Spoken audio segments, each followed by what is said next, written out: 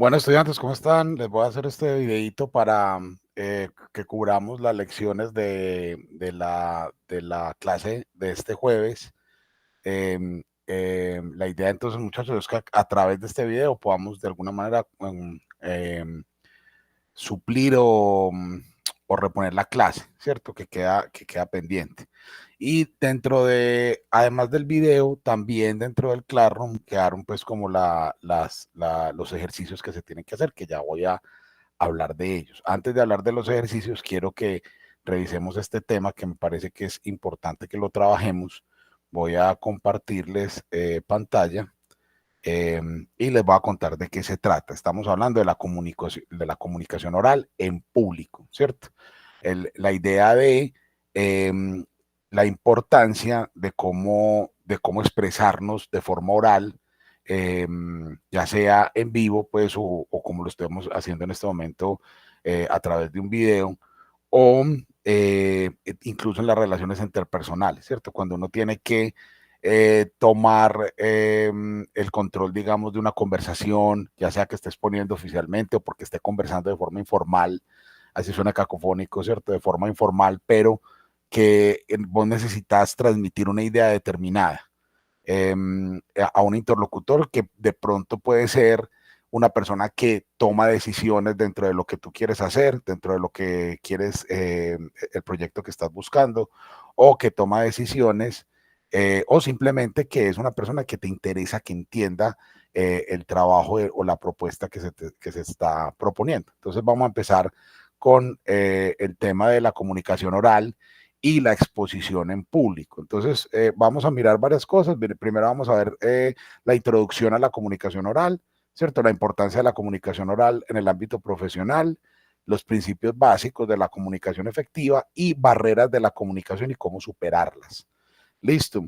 Y luego en el tema 2 vamos a trabajar técnicas de oratoria, estrategias para captar y mantener la atención del público, ¿cierto? Como esas técnicas, uso del lenguaje corporal y el tono de voz, y técnicas de improvisación y manejo de preguntas, que a veces eso es una de las cuestiones pues como complejas que se manejan. Uno puede de alguna manera preparar muy bien una presentación, pero una pregunta puede generar un problema o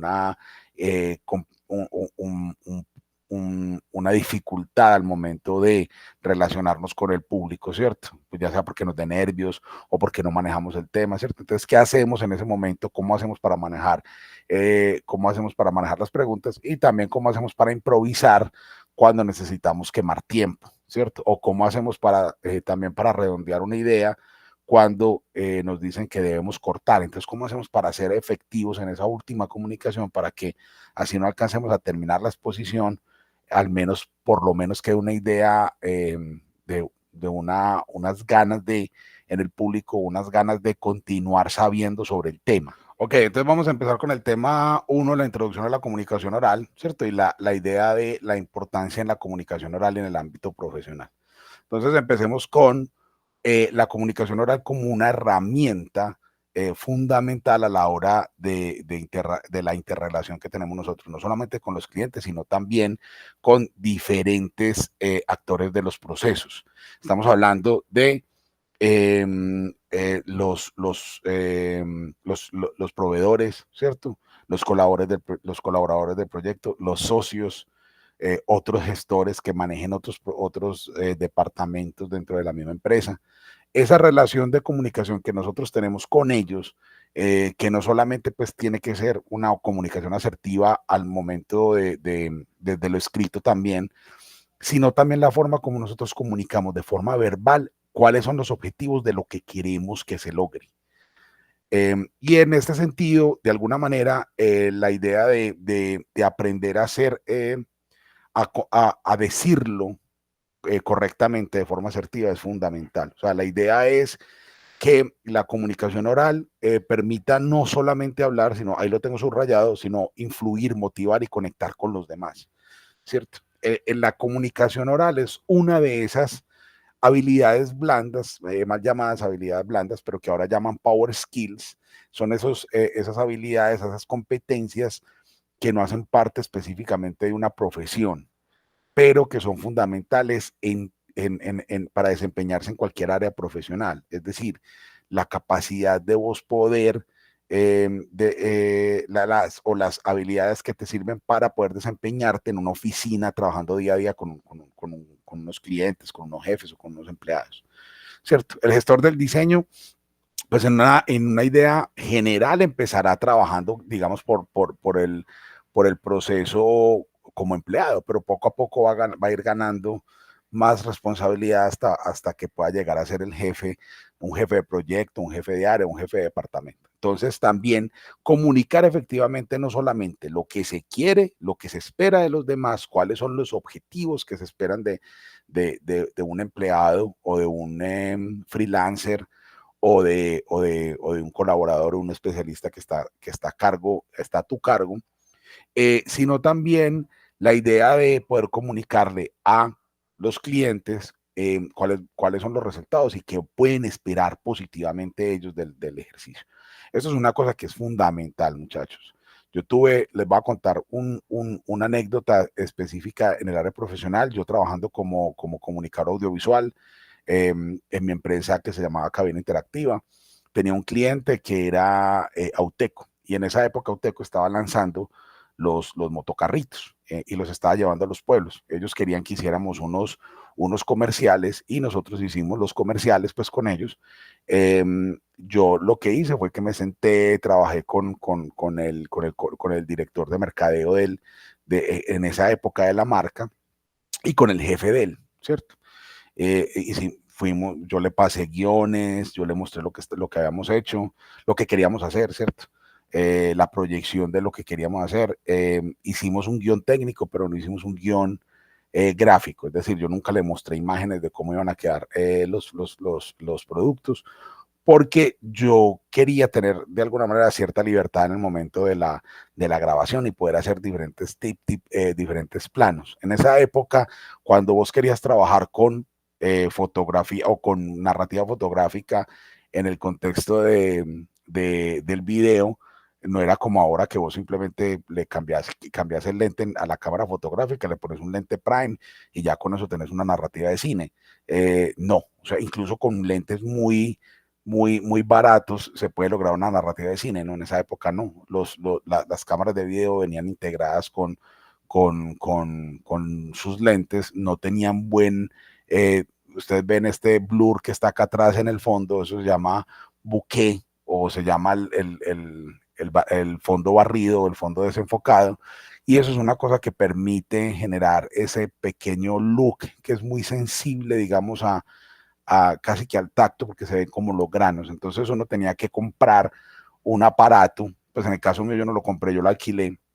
La cámara, se le ponía el aparato a la cámara y adelante se le ponía el lente de cine, pero entonces eso es un boleo porque tenías que hacer foco adelante, foco atrás, o sea, era muy complicado. Entonces, cuando fuimos a grabar, eh, ellos tenían poquito presupuesto, yo me logré conseguir la cámara alquilada, pero para poder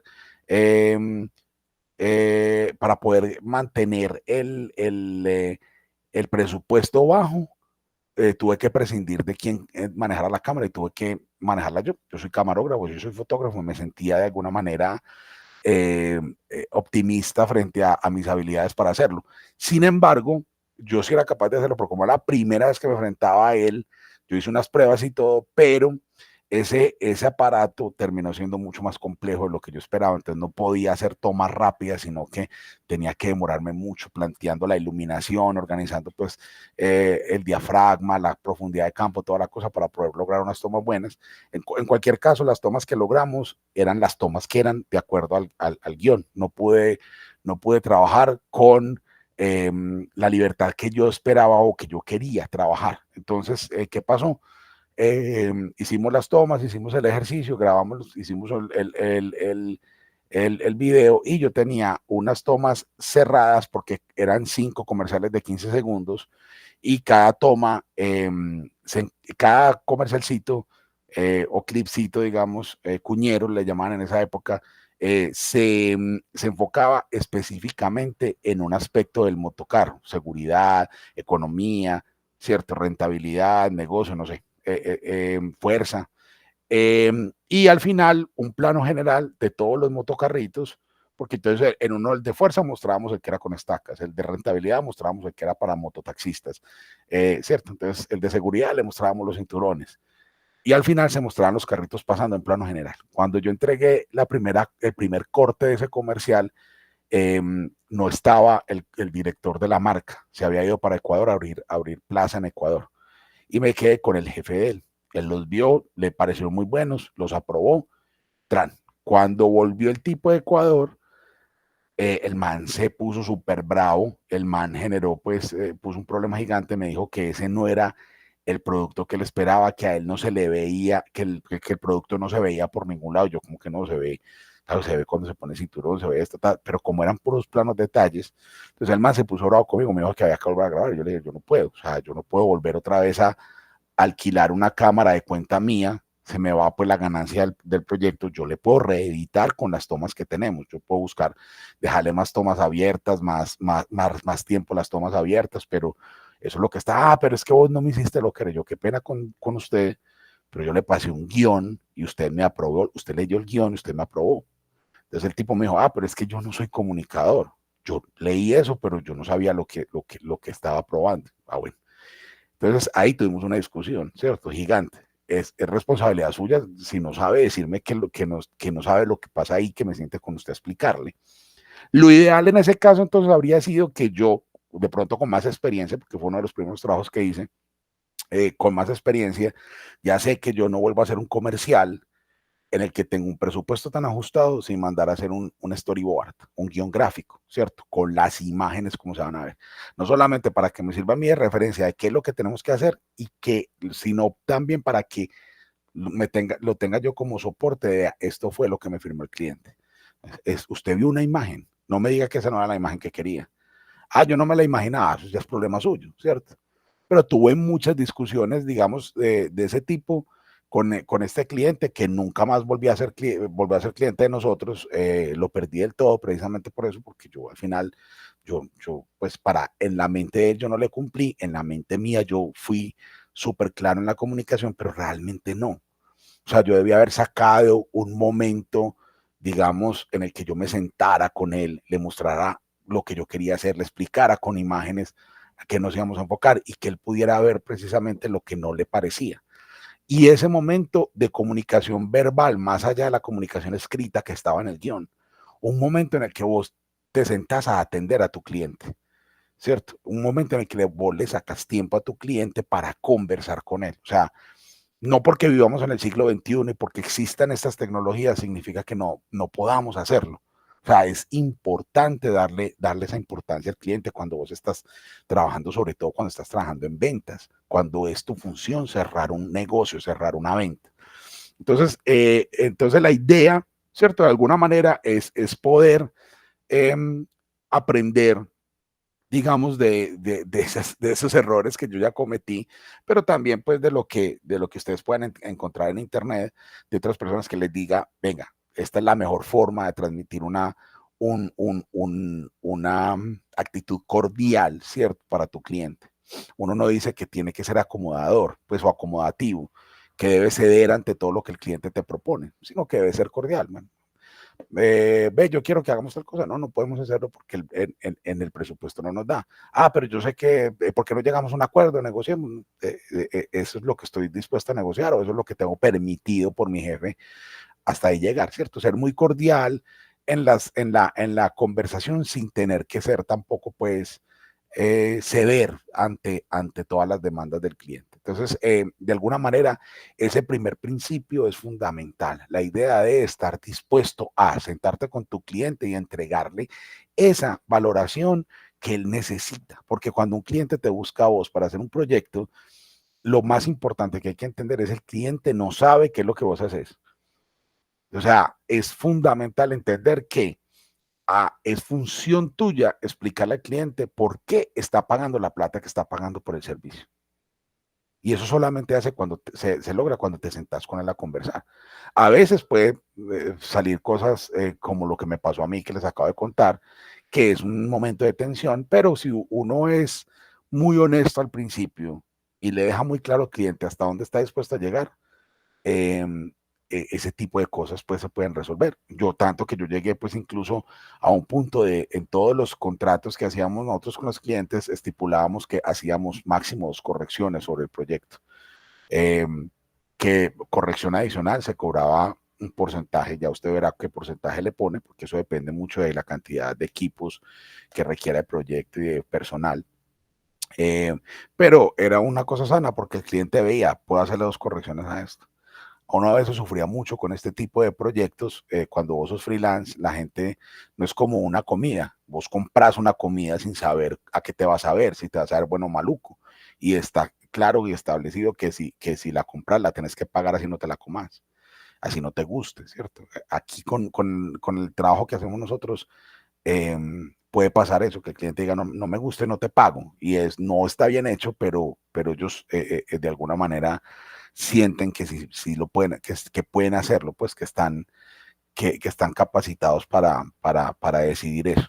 Entonces uno tiene que dejarle muy claro al cliente que uno es una persona seria, ¿cierto? Que es una persona profesional y que también es una persona que no, pues que tiene ciertos límites porque es un negocio, estamos haciendo dinero, ¿cierto? Yo no puedo venderte una cosa que no me genera a mí, que no me genera mi ganancia, pero estoy para solucionar tu problema.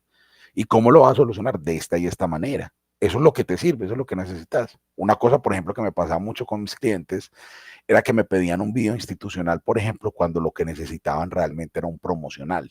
Entonces, tener muy claro vos qué tipo de productos ofreces.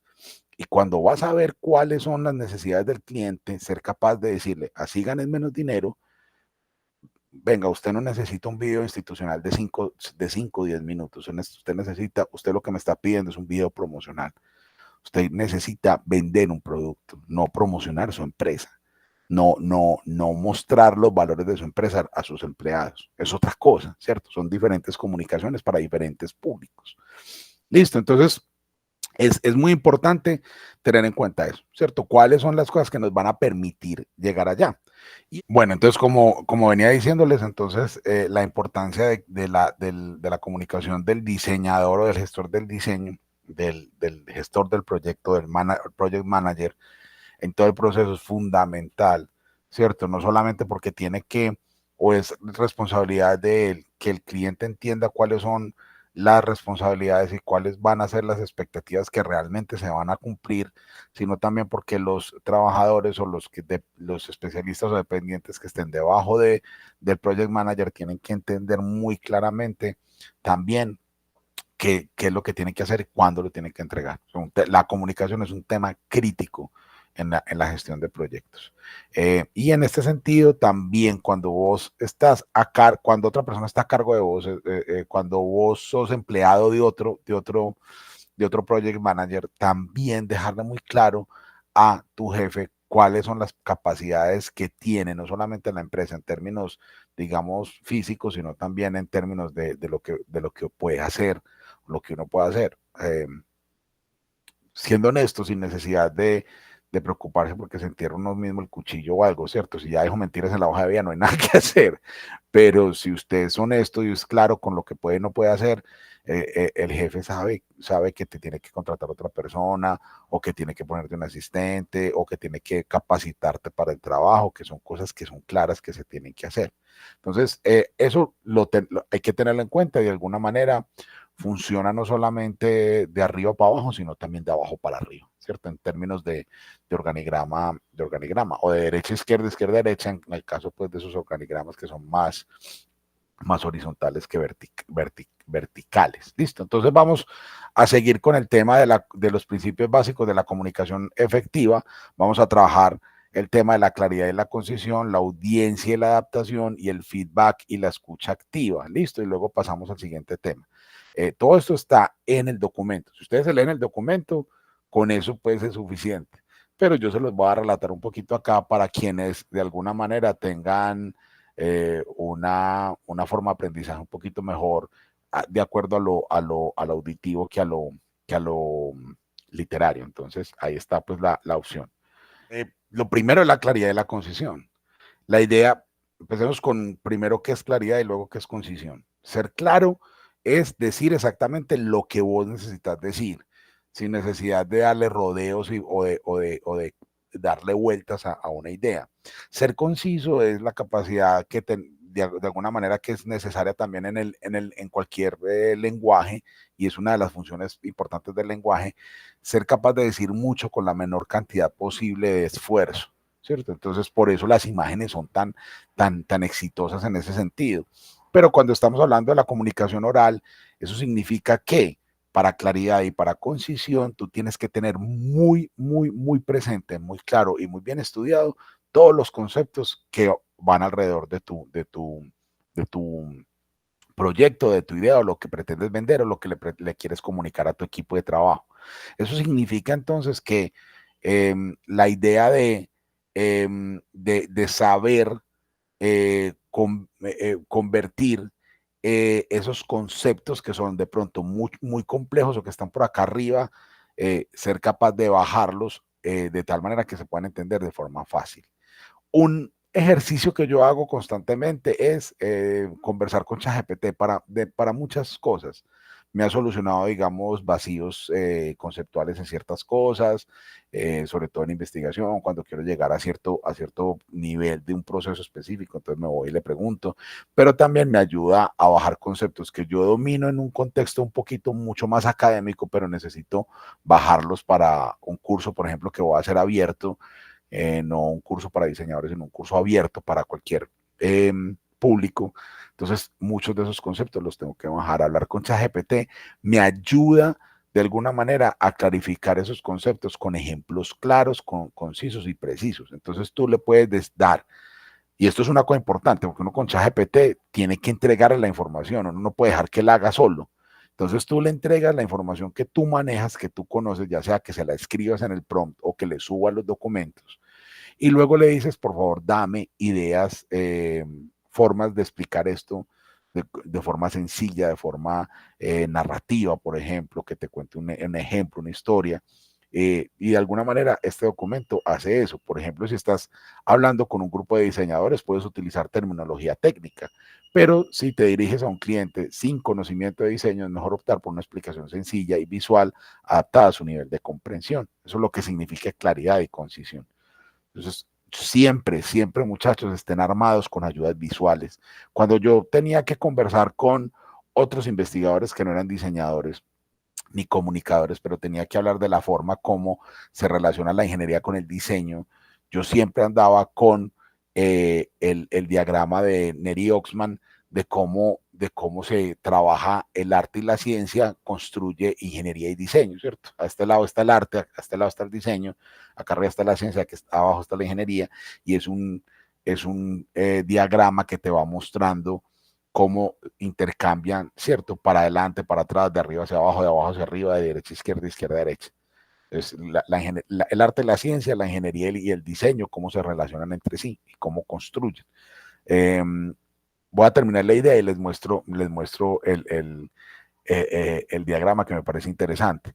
Pero en general, pues la idea de que sepamos a quién le vamos a hablar y que sepamos manejar términos. Entonces, muchas veces, ser claro y conciso cuando estamos hablando con diseñadores es hablar en términos de diseño. Ya, necesito que me haga esto, necesito que utilice una paleta con colores muy suaves, ojalá pastel, porque es para un público que no le agrada o que no le gusta este tipo de cosas. Este es más o menos el perfil del público de nosotros, lo hemos caracterizado de esta manera. O sea, puedes hablar en forma de mercadeo, en términos técnicos muy específicos, pero cuando estás con un cliente, pues primero necesitas elicitar o pedirle a él la información de quién es el cliente, de él y qué es lo que necesita.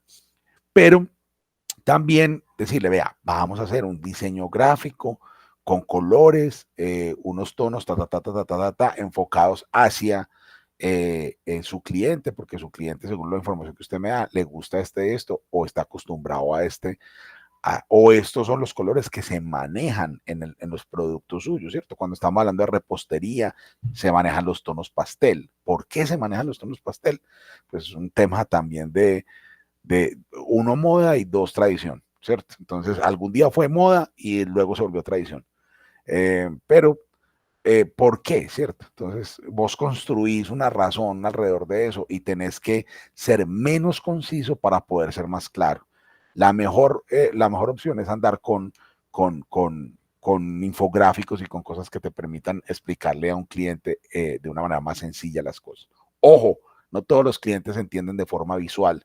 Hay clientes, por ejemplo, a mí me tocó un cliente que era ingeniero, estaba administrando una empresa de telas, Indulana se llama. Íbamos a hacer un video institucional y yo le estaba vendiendo un video digamos que le estaba vendiendo en 2,5 millones, perdón, en 5 millones, para que hagamos la matemática fácil, en 5 millones de pesos un video de 10 minutos. Entonces él me decía, si usted me está vendiendo un video en 5 millones de pesos, un video de 10 minutos, entonces un video de 5 minutos vale 2,5 millones. Yo no, eso no funciona así. Yo no lo entiendo por qué. Entonces yo le dije, no se preocupe, déjeme, yo voy a la oficina, le hago una tabla y se la mando por correo. Después de que le haga la tabla, usted va a entender por qué. Me tocó hacerle una tabla. Usted tiene que conocer bien a su cliente. Si su cliente es un ingeniero y responde mejor a tablas, hágale tablas. Preséntele datos numéricos, que fue lo que yo hice. Hice una tabla y le dije, le puse video de 5 minutos, video de 10 minutos, video de 15 minutos para que mirara la proyección.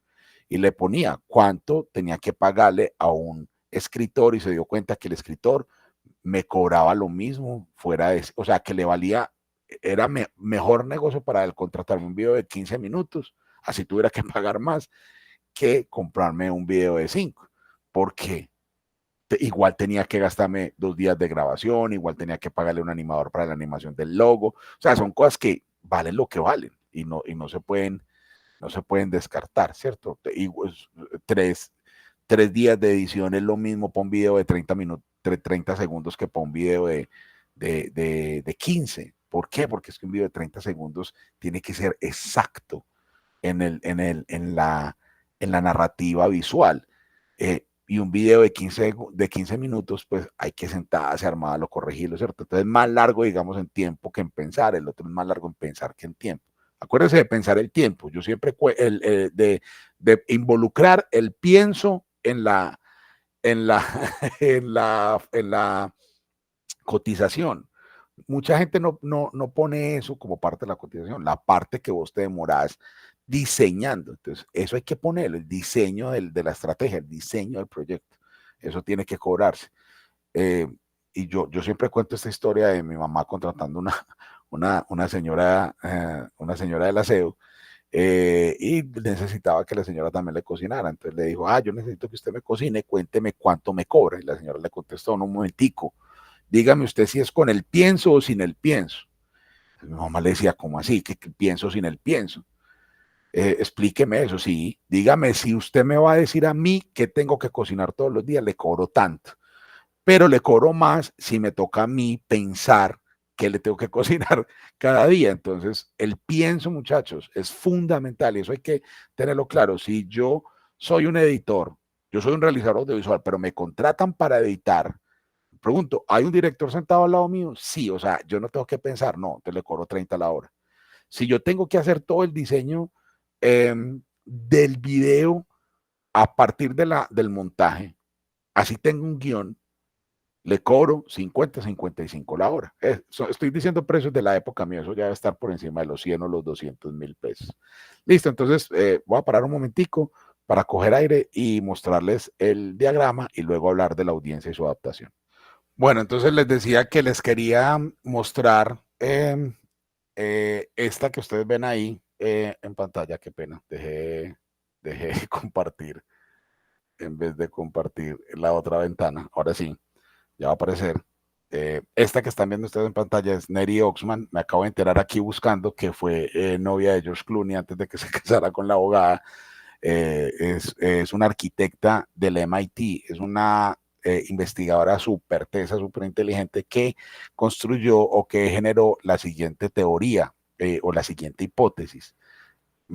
Esta es la que yo les hablaba. Esto se llama el círculo de Krebs, y el círculo de Krebs se formuló, Krebs era un biólogo y lo formuló para hablar de cómo intercambia energía la célula, pero en el caso específico que lo está trabajando ella, que es arquitecta, lo está trabajando desde el punto de vista de cómo se maneja el tema, pues, de la creación cultural, porque cultural es todo lo que crea el ser humano.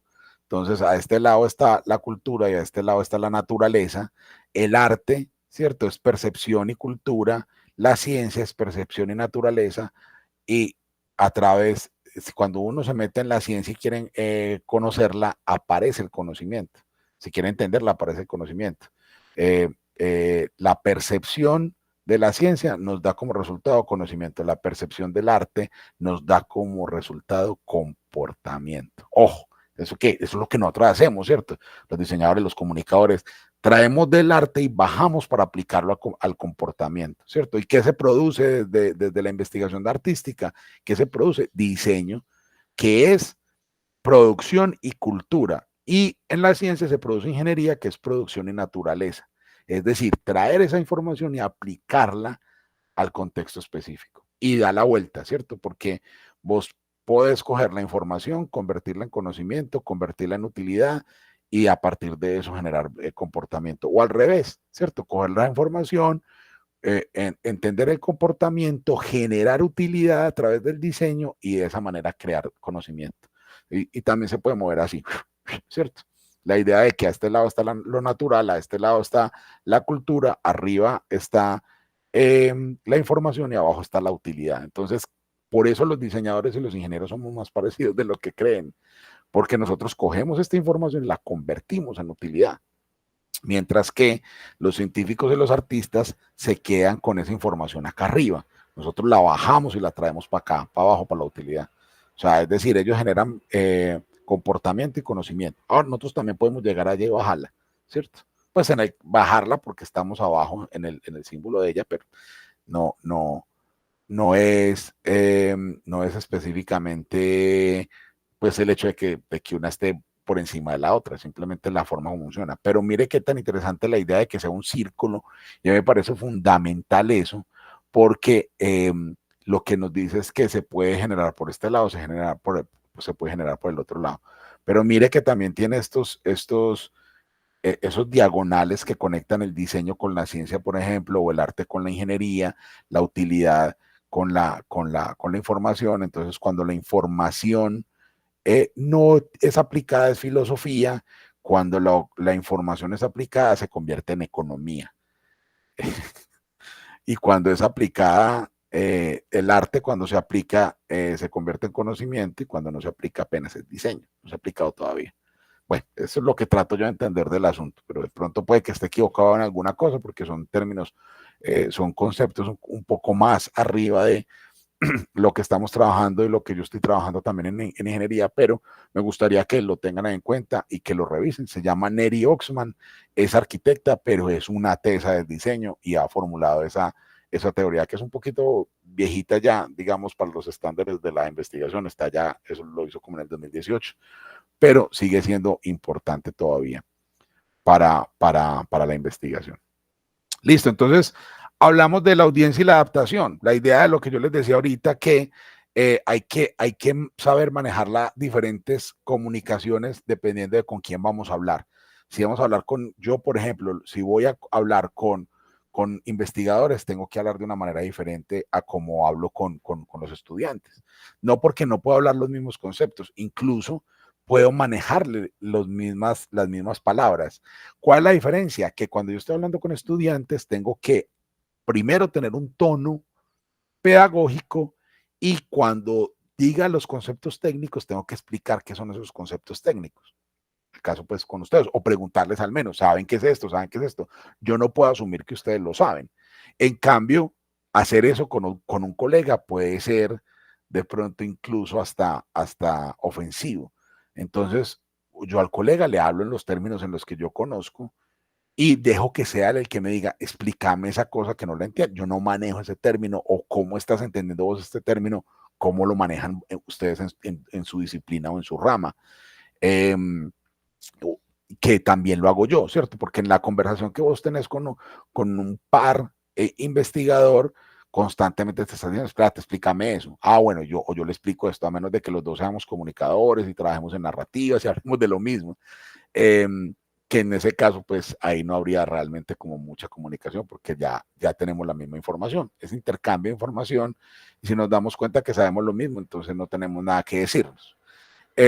en el caso específico, por ejemplo, de un equipo de diseñadores, profundizar en aspectos técnicos de un proyecto, sin embargo, no, con un cliente quizás necesites enfocarte más en los beneficios del diseño, cómo resolverá el problema específico, ¿cierto? Porque un cliente le interesa es eso que me soluciona, eso que me va a generar. Si un cliente no puede ver el valor en lo que vos le estás vendiendo, es bobada intentar seguirle vendiendo. Lo más importante es que el cliente entienda que va a ganar con eso y que vos puedas cumplir con lo que le estás prometiendo que le vas a generar. Listo. Luego vamos a hablar del feedback y la escucha activa. La idea de estar constantemente generando ese feedback, que es feedback, retroalimentación. No se trata solo de hablar, sino también de escuchar, estar dispuesto a ajustar tu mensaje según las reacciones de la audiencia. Es una cosa que los profesores hacemos constantemente. Aquí me cuesta mucho trabajo porque no sé si ustedes, no les estoy viendo la cara, no sé si ustedes están haciéndome mala cara o me están, se están dispersando, ¿cierto? Una forma de un profesor darse cuenta si los estudiantes no están entendiendo el tema es porque los estudiantes se dispersan. O cuando es hora de hacer una pausa, ¿cierto? Cuando ustedes empiezan a comprar en el salón.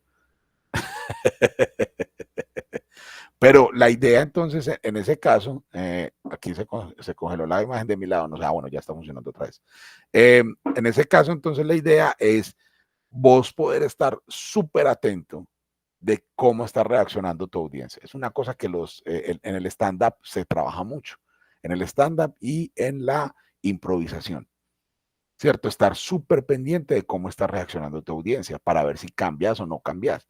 O sea, si podés trabajar con tu audiencia en ese lenguaje, en ese término, si tenés que ir cambiándolo y modificando a la medida que lo vas trabajando. Esto, yo les aconsejo que miren charlas TED para que vean cómo se desenvuelve una persona en el escenario.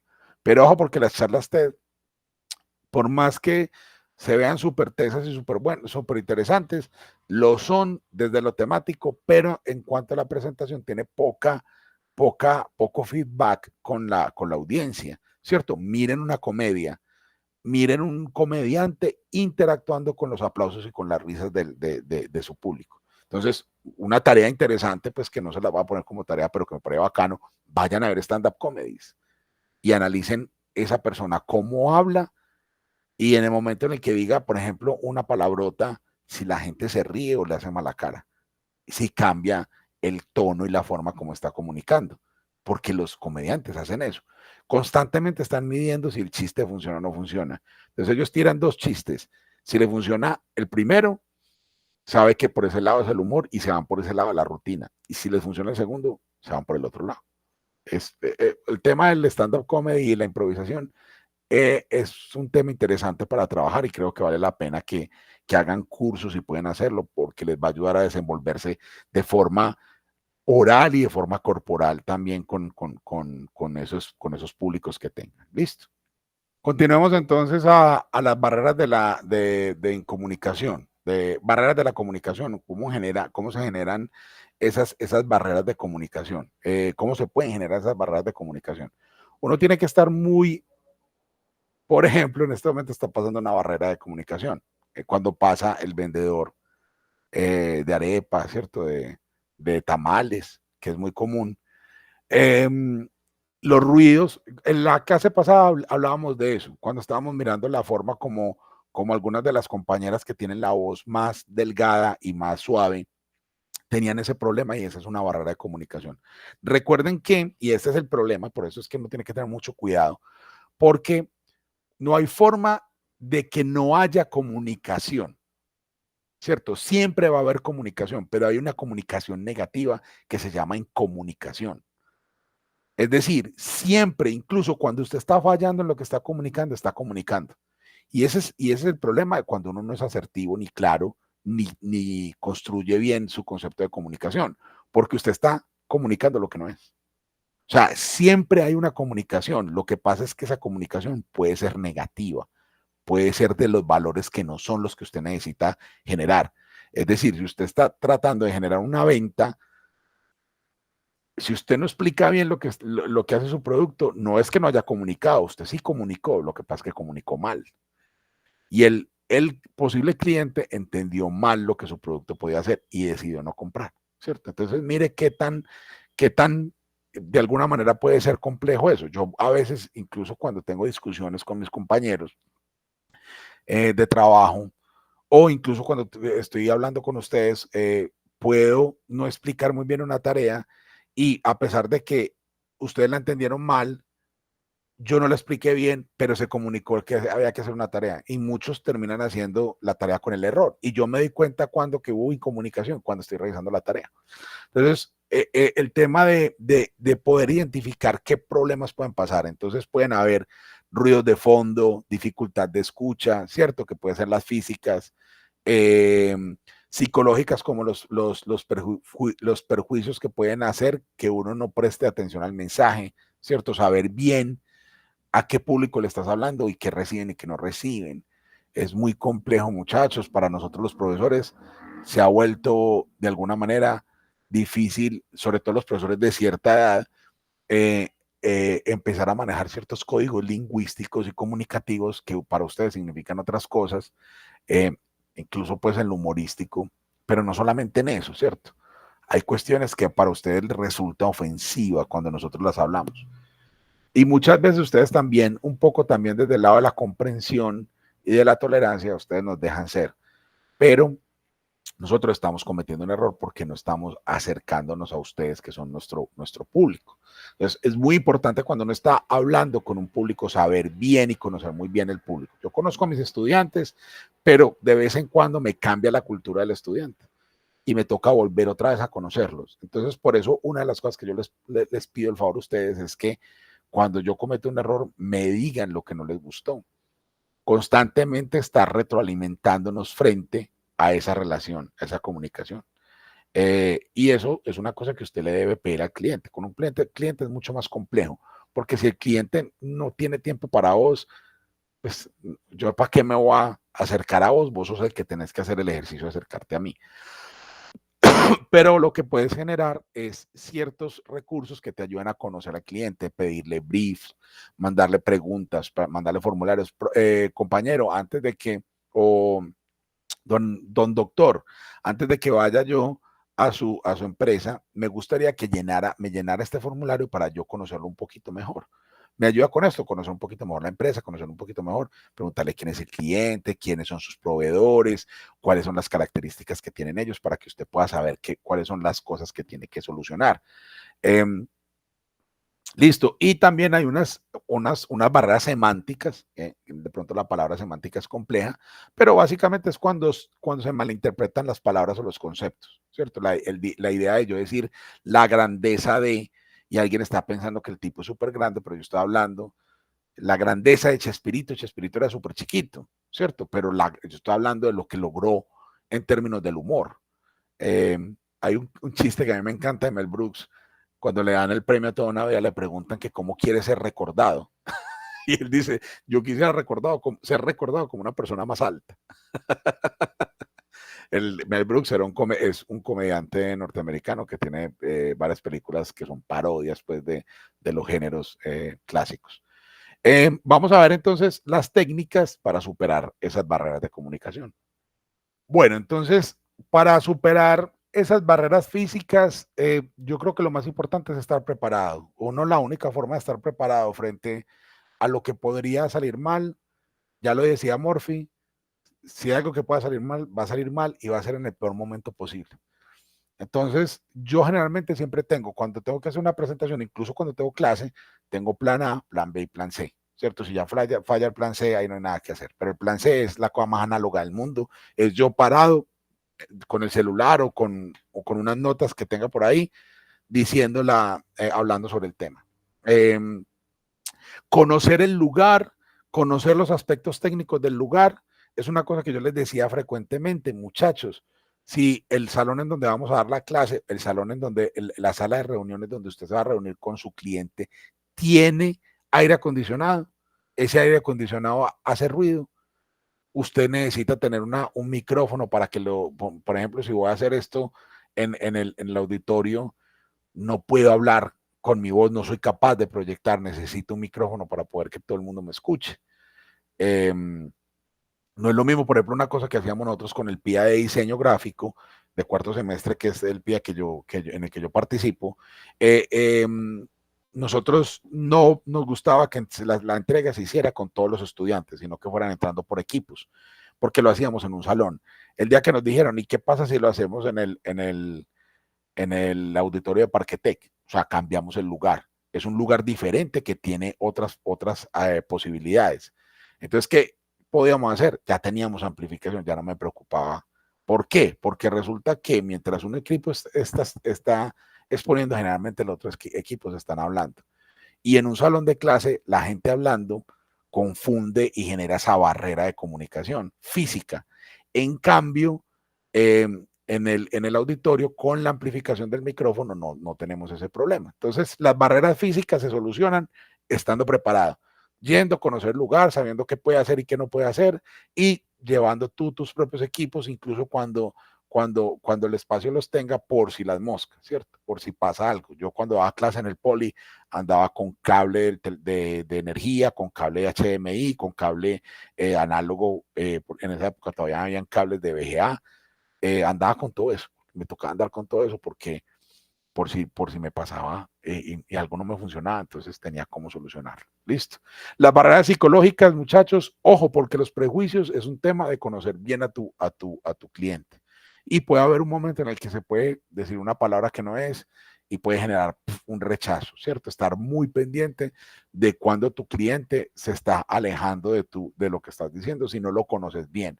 Si lo conoces bien, es una persona que incluso a la que le puedes tener un poco más de confianza y ser capaz de decir, no, no mentira, charlando, ¿cierto? De diferente manera, porque hay clientes que no les gusta, ¿cierto? Que uno charle o que haga chistes de mal gusto. Entonces uno tiene que ser consciente de eso y no hacer eso mientras uno está trabajando con un cliente o con un empleado. Los empleados no siempre le responden de la misma manera a las cosas.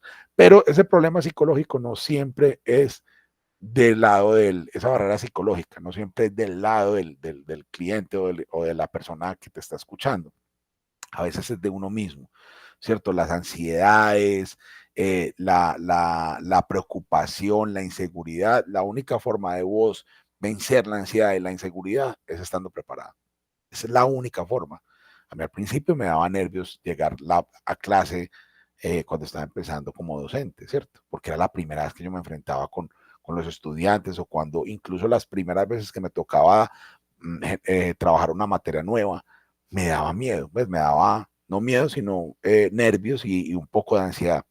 Ya no, mira, ya este semestre me entregaron esta materia y este semestre yo ya me siento tan confiado con lo que voy a hablar y con lo que yo conozco del tema, que sé que yo que no tengo por qué preocuparme, no me genera estrés. Me pongo gago, ¿cierto? Pero eso es otro problema distinto, que también puede ser un problema físico. ¿Cómo lo soluciono? Preparando la exposición, preparando la clase antes de dar la clase. Es fundamental. Ni siquiera los profesores de matemáticas se salvan de preparar la clase antes de ir a darla.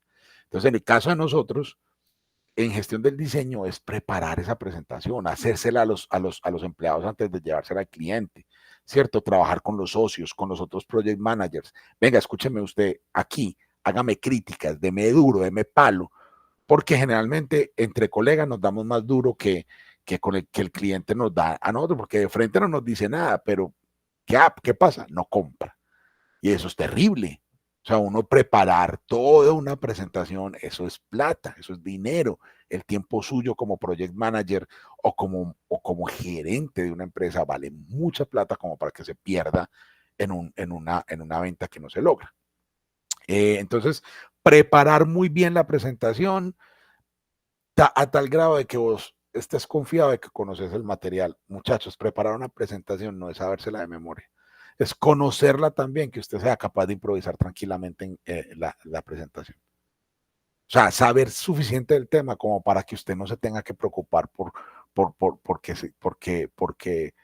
este término qué significa o qué no, ¿cierto?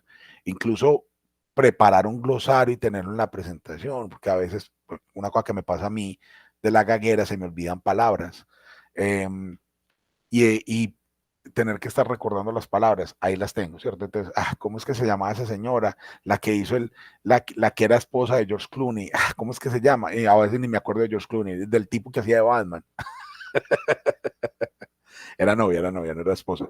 Entonces, si vos tenés en una diapositiva o en una nota de una de las diapositivas escondidas esas palabritas que vos sabes que se te pueden olvidar, y tener muy claros los conceptos, porque a veces usted no tiene que decir el nombre del término, usted solamente necesita explicar lo que eso significa. Eso una táctica que utilizo yo mucho cuando estoy redactando proyectos de investigación. En vez de decir el término específico, digo lo que significa el término. Entonces, cuando la persona está leyendo el proyecto, el apartado específico, primero lee la definición y luego más adelante digo cómo se llama. Cuando llego a decir cómo se llama, ya, cada vez que yo vuelvo a hablar de eso, ya entiende porque ya se lo definí. Para los nerviosismos hay técnicas de respiración, visualización que pueden ayudar a calmar y a concentrar. La idea de hablarle a un punto. Yo conocí una vez un señor que trabajaba en la quinta de San Pedro, en Santa Marta, y hablaba pues de Simón Bolívar y todo lo coso, y él tenía una antenita y se la mantenía todo el coso, alaba hacía con la antenita, hacía así, miraba así, y esa era una técnica de visualización que él tenía. Era un poco distractor, ¿cierto? Pero uno puede utilizar un objeto diferente a esto, que puede ser algo que esté en el público, que uno pueda, cada que yo vea ese objeto, visualizar la presentación. Alguien en las comedias gringas dicen que visualizar a las personas en ropa interior te puede ayudar a concentrarte. Yo no creo, pues eso tiene que desconcentrarlo a uno definitivamente, o a calmarlo a uno, ¿cierto? Esta gente debe tener más pena que yo, es supuestamente la cosa. Eso no funciona realmente. Creo que es más estar preparado, saber respirar, las técnicas de respiración, hacer yoga. No se necesita hacer yoga, pero saber manejar la respiración de yoga te puede ayudar.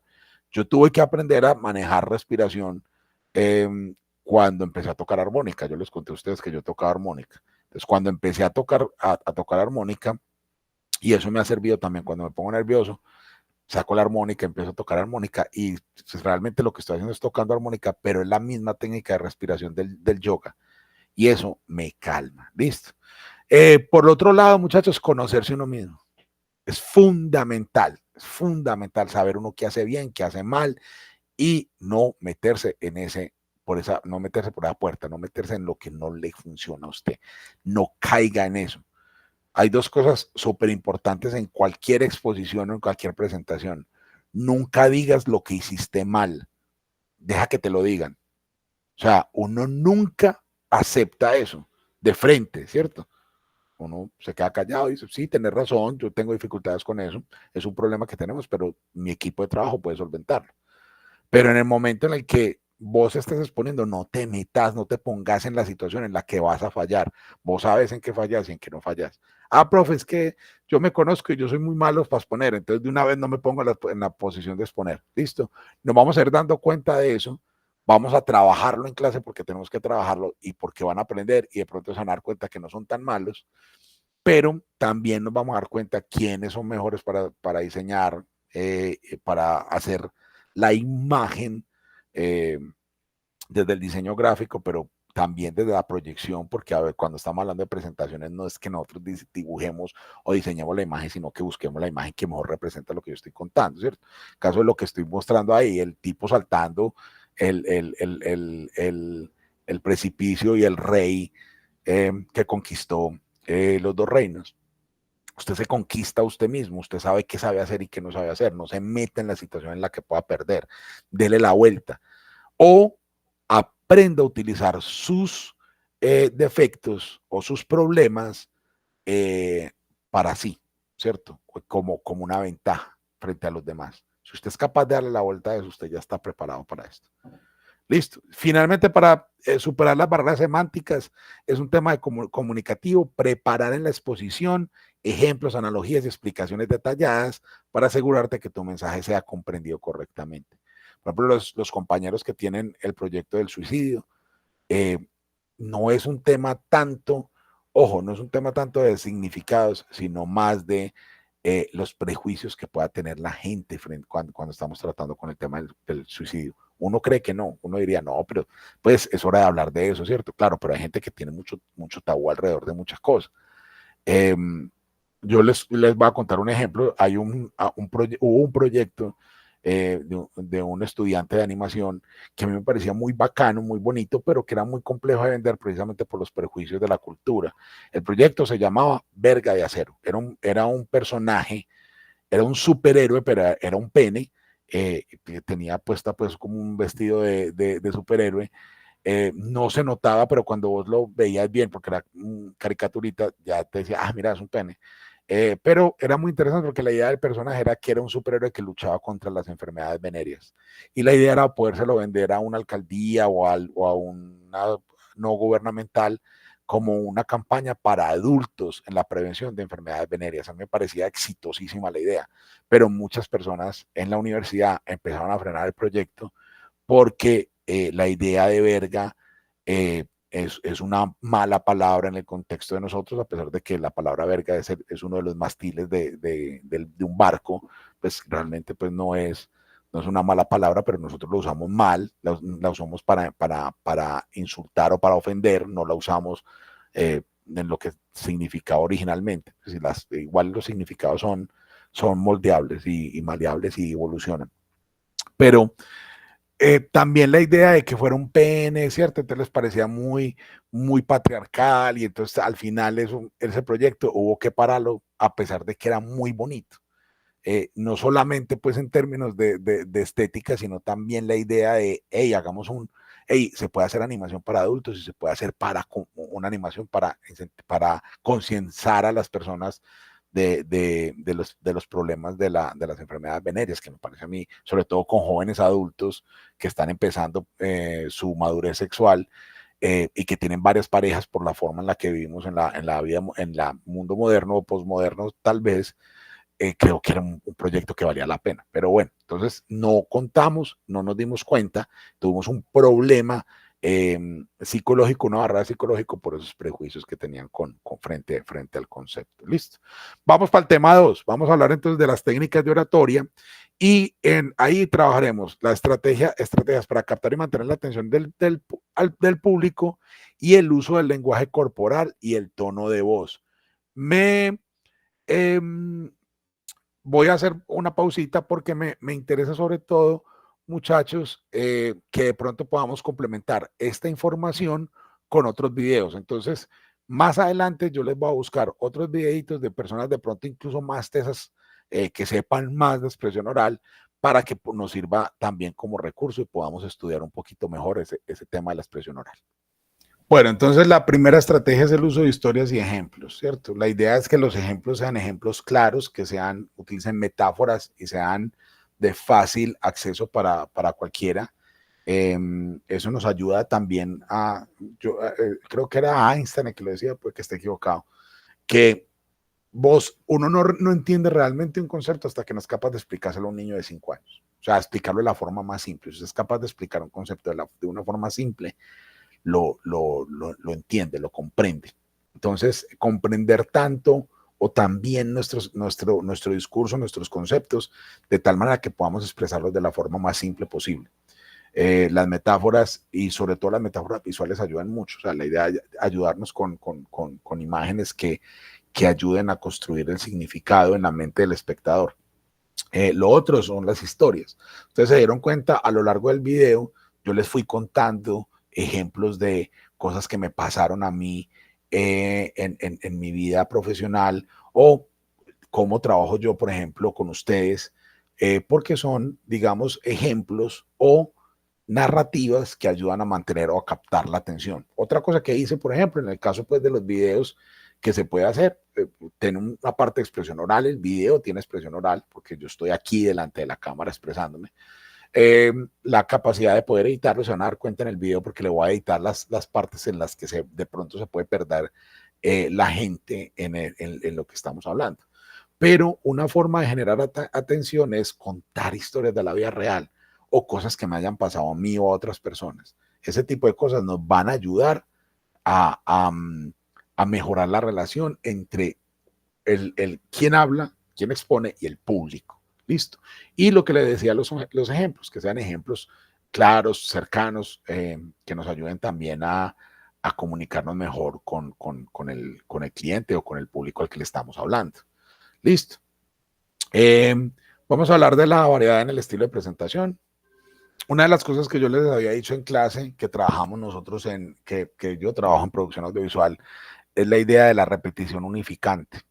Un video para que parezca un solo video, o sea, está hecho de realmente varios pedacitos de cosas, porque está hecho de pedacitos de imágenes y de pedacitos de sonidos que se juntan en uno solo, pero lo que genera continuidad y lo que hace que ese video tenga que parezca un solo video y que tenga una sola continuidad es el hecho de que se repiten elementos constantemente. Sí, el elemento más obvio es el personaje que aparece el protagonista aparece en varias escenas, pero no solamente eso, ¿cierto? Cuando estamos hablando de un video expositivo, vos recurrís a metáforas similares, ¿cierto? Si yo voy a hablar, por ejemplo, del agua, constantemente voy a seguir mostrando el agua en diferentes contextos para mantener la metáfora de lo que estoy explicando. Pero eso se puede volver aburridor. Es decir, la repetición unificante, la repetición genera monotonía. Entonces, la monotonía aburre a las personas, aburre a los espectadores. Entonces, ¿cómo hacemos para generar, para que la gente no se aburra?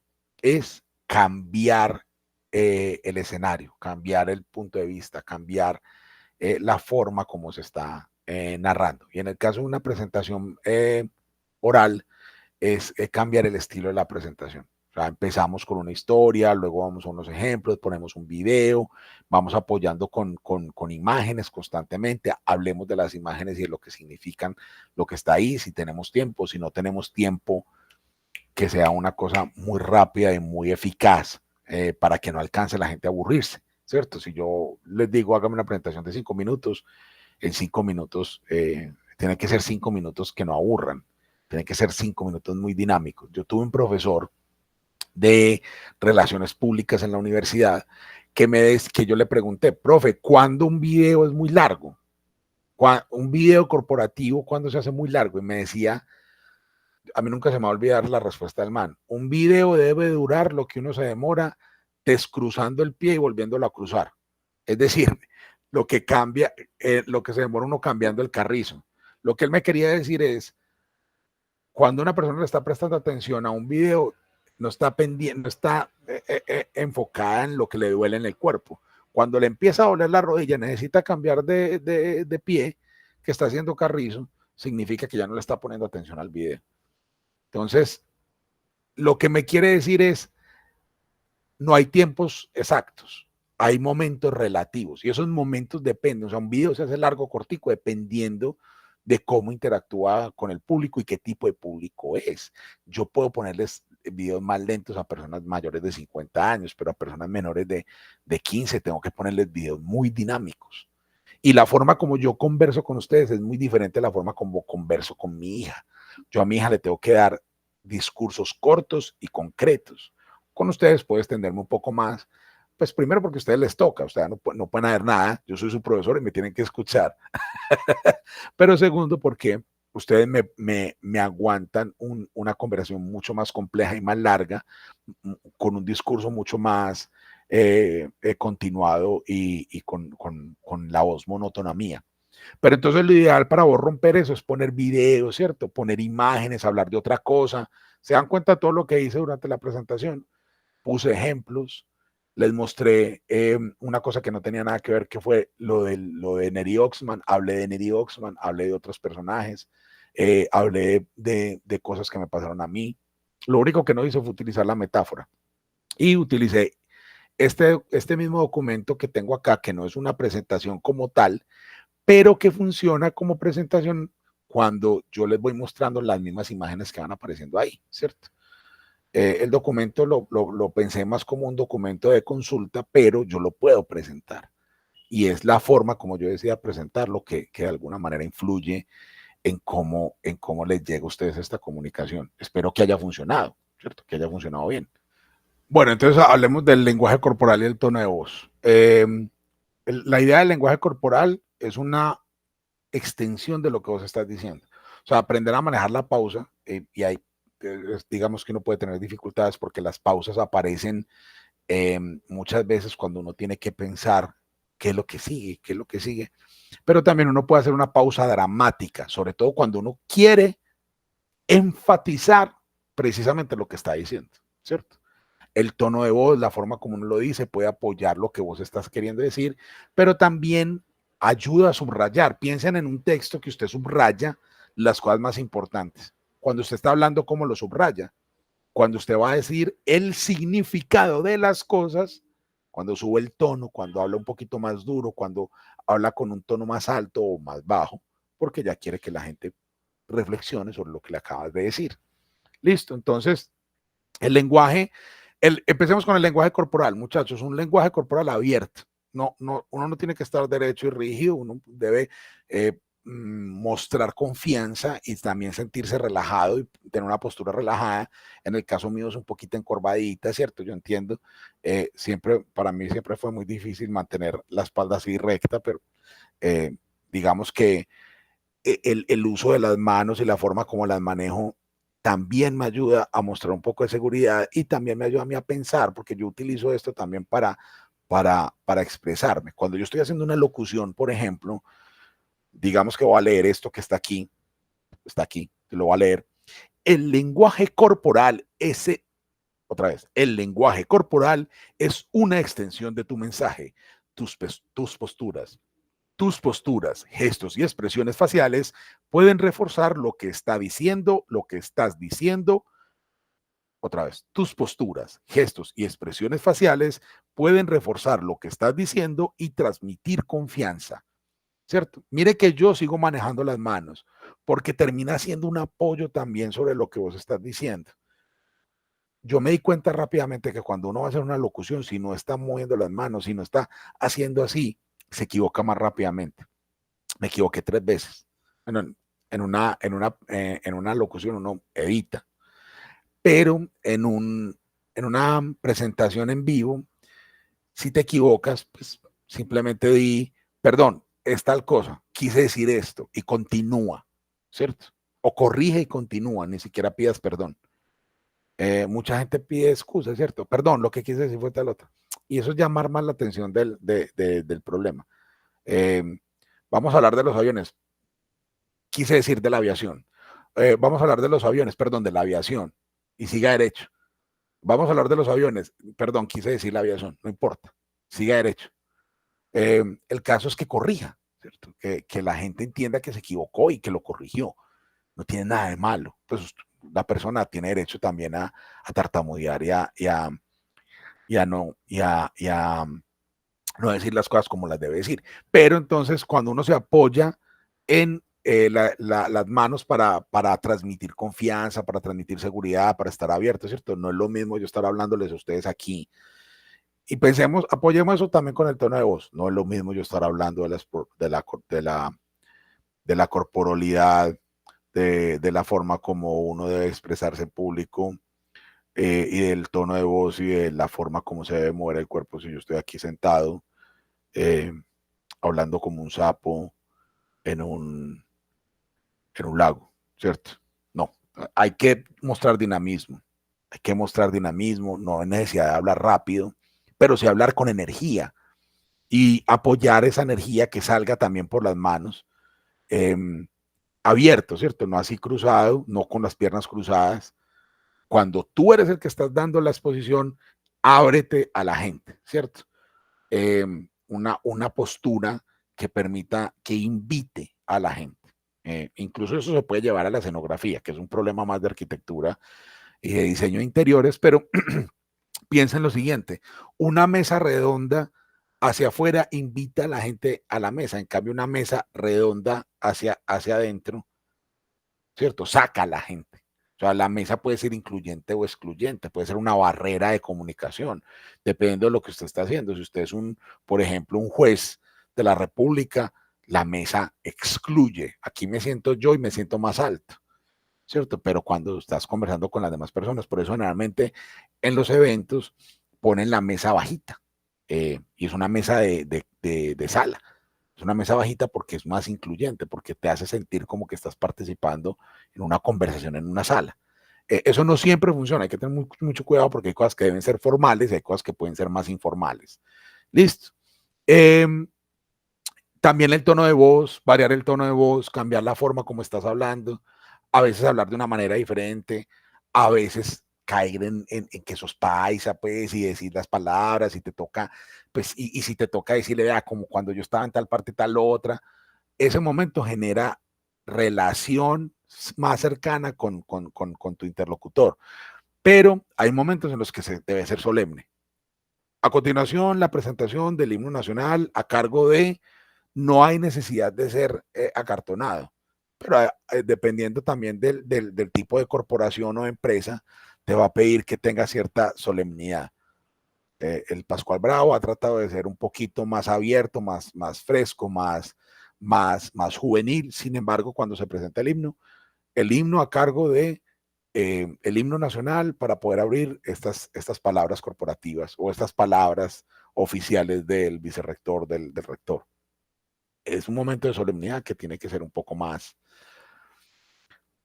debe tener un tono mucho más serio, listo. Entonces, ojo con esa expresión corporal, aquí les puse varias, ¿cierto? Cuando hacemos así, ¿cierto? Cuando estamos dando ejemplos o queremos contar algo, mire, la chica tiene los brazos cruzados, pero está con una cara amable, está dispuesta a escucharte, ¿cierto? Está dispuesta a escucharte, a ver qué es lo que tienes para decirle. No siempre son los brazos, muchas veces son los brazos, pero es una cosa muy interesante. Los brazos y la mirada son parte de la primera forma de comunicación que tenemos nosotros como seres humanos. Pues bueno, señales que tienen que tener dos cazadores para poder, ¿cierto? Como hacen en las películas de soldados gringos. Bueno, y lo otro es el tono de voz. Entonces, cambiar regularmente el tono de voz, lo que les decía, aprovechen las palabras que están subrayadas, decirlas con más énfasis y apoyar el énfasis con el dedo, ¿cierto? Eso y esa postura corporal y esa forma de expresión apoya también las ideas y le dice al que te está escuchando que es realmente lo importante de lo que está viendo. Entonces, la pausa también para pensar, para dejar que la gente tenga tiempo de digerir lo que se acaba de decir, pero también la idea de que es la forma como yo hablo realmente lo que genera tensión. Por ahí una charla de TED que me parece bacana, si la vuelvo a encontrar se las pongo. Es un tipo que dice que no importa lo que uno diga, sino la forma como uno lo dice. Y el man habla de cómo él está hablando una cosa que no tiene sentido, pero como él lo está diciendo, como él está haciendo énfasis, la forma como se lo está diciendo a la gente que está ahí, le están poniendo mucho más atención porque está haciendo el énfasis en las palabras correctas. Entonces, eso ayuda también a manejar el tema de la monotonía, a cambiar de alguna manera esa relación, pues, digamos, que puede generar aburrición con el cliente o con la persona que te está escuchando. Listo. Entonces, dejamos ahí hasta ahora. Voy a compartirles otros daticos importantes antes de terminar, que es la información que tenemos aquí en el Classroom. Les puse aquí esta información que me parece importante. Cómo hacer una buena presentación oral, que se los mostré en la clase pasada, les dije que por favor la leyeran, le pusieran atención. Está en la página web, pero también está el PDF que descargué de la página. Ojo, esto es de la Universidad de los Andes, hay que darle siempre crédito a ellos cuando lo usemos. Y este formato de planeación que me parece a mí muy importante también. Bueno, aquí se organizó. Este formato de planeación de una presentación oral. Entonces, ¿cuál es el trabajo que ustedes me van a entregar para dentro de 8 días? O sea, de este jueves en 8 vamos a hablar de fechas bien. Como yo este jueves estoy en Bogotá el 29, eso quiere decir que me lo van a entregar el 5. Es una exposición en grupos. Listo. La exposición pasada, lo que estábamos revisando era la forma en que diseñaban la presentación y yo iba a corregir ciertas posturas y ciertas cosas de la corrección de la expresión oral, pero lo que van a hacer es, van a preparar todos la misma presentación, pero la van a presentar de forma oral. Y ese 5 lo único que vamos a hacer es ver esas presentaciones. Ahí se nos va a correr un poquito las entregas, pero bueno, yo creo que nos da el tiempo. La idea es que planeemos muy bien eso y miremos, ¿cierto? Cómo lo planeamos, quiénes tienen más habilidades, quiénes tienen menos, no porque queramos criticarlos, sino también para que vayamos conociéndonos, vamos a corregir las cosas que veamos que no funcionan o vamos a decir, mira, a este le funcionó súper bien esto, pero todos vamos a preparar la misma presentación con la misma presentación de PowerPoint o de lo que sea, pero cada miembro del equipo lo va a exponer de forma individual. Listo. Solamente vamos a hacer eso en esa sesión de clase. Entonces, básicamente, eso es lo que vamos a hacer.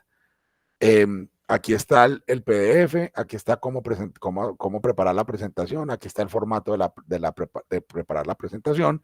Y recuerden que la presentación que van a hacer es con respecto a lo que estamos haciendo del mapa de empatía. Van a empezar de acuerdo a lo que dice el ejercicio, la descripción de la problemática, resultados de la etapa de empatizar, ¿cierto? Definición clara del problema, ideación, posibles soluciones, prototipos iniciales y plan de prueba para esos prototipos. Ya sea que van a hablar de servicio o de producto, no importa, pero cuáles son las posibles soluciones para ese problema. Recuerden que muchas veces la solución es concientizar a la gente del problema o concienciar a la gente del problema. Es una palabra que se deberá usar concienciar, pero ya todo el mundo utiliza concientizar. Entonces, esa es la que parece correcta, pues, por el uso. Entonces, muchachos, van a hacer este ejercicio. Recuerden que más que realmente el problema del ejercicio es, primero, que hagamos una metodología de diseño para generar la información, pero realmente dos, es cómo exponemos esa información. Entonces, yo necesito que la información sea real y que les cueste a ustedes trabajo conseguirla para que puedan prepararla como si fuera un proyecto real o un ejercicio real. Yo sé que es un laboratorio, yo sé que esto no es lo real, pero nos va a ayudar a corregir cosas frente a lo real. Listo. Yo les estaré colgando entonces este videito. Pues obviamente no está medio porque lo colgué. Y cualquier duda que tengan, muchachos, pueden conversar conmigo por el tablón. Ustedes no tienen mi celular, pero bueno, después miramos a ver cómo hacemos para que me conversen por WhatsApp. Bueno, me pueden hablar no por WhatsApp, sino por el mensajero, la aplicación de mensajerías de Google, que esa la tengo yo instalada en el computador, entonces me llega, en el celular, entonces me llega de una el mensaje. Entonces, chicos, vamos primero con eso. Y precisamente el próximo jueves, no en el que ustedes están viendo el video, sino el próximo, después de que hagan el ejercicio, les voy a explicar de qué se trata el siguiente trabajo y ahí sí van a preparar en equipo la exposición. Ya ustedes deciden si lo exponen juntos o si ponen una sola persona para que exponga, pero la nota es para todos. Entonces ya ahí es preparar de alguna manera, de una manera mucho más estratégica esa presentación. Listo. Cualquier duda, cualquier problema que tengan, me comentan y yo estoy súper pendiente de tratar de responderles. Hablamos entonces el 5 personalmente o en la universidad si quieren conversar conmigo, si me ven, con mucho gusto cualquier duda que tengan. Chao.